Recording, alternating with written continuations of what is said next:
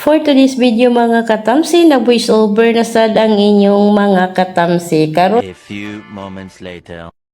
mango float mga katamsi. Una, init lang ko tubig nga 1 cup. Then, gisagulan ako og Mr. Gulaman nga clear. So, yan mga katamsi, imikos-mikos lang para tuloy-tuloy ang...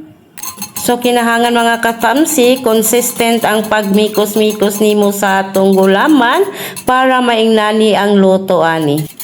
Kay lagi pilar may sugilan no, nagandam na dayon taog, duha ka buok mangga kay medyo mahal atong mangga karon mga katamsi kay nagdong ang December, nagdong ang Pasko. So duha ka buok mangga ang isa akong gi-slice o ato sanang i-separate. Dayon ang isa ato gisud sa food processor. So meaning na ato siyang i-blender. So ako lang gitunga mga katamsi ang mangga para makasid tagamay. So kay karon lagi mga katamsi kay pulira may sugilanon sa atong mangga, so ato na siyang gi-blender. So mao na say resulta mga katamsi nya. Nahuman naman tag blender mga katamsi kay kadiyot ra makaining mangga atong i-blender, nagandam na dayon ta sa atong grahams mga katamsi. So nagpalit lang ko 1 pack mga katamsi kay pila ra man may mangaon o patra may makabuok. So wala lang ko lingaw aning dapita, so naghimo lang ko ani og grahams mango float mga katamsi.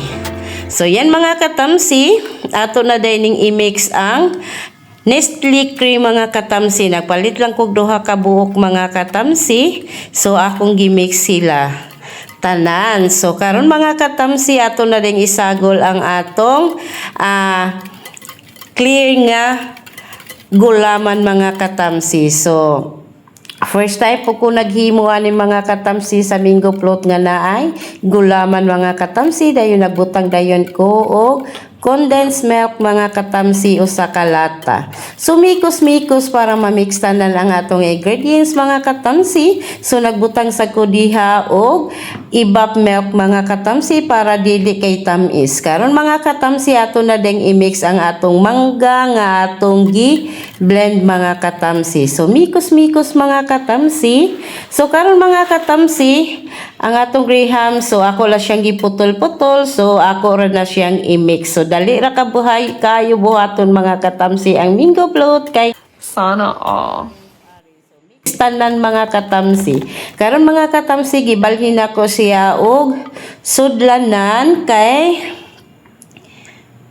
para nindot tan-awon mga katamsi. So yan, human na taog himo sa atong gulaman. Karon mga katamsi, gi-freezer na ko siya 1 night. Oh my God! Wow! Morning. So, sakto yun, no? Nagahikid usa ka gabi ang atong mango float. So,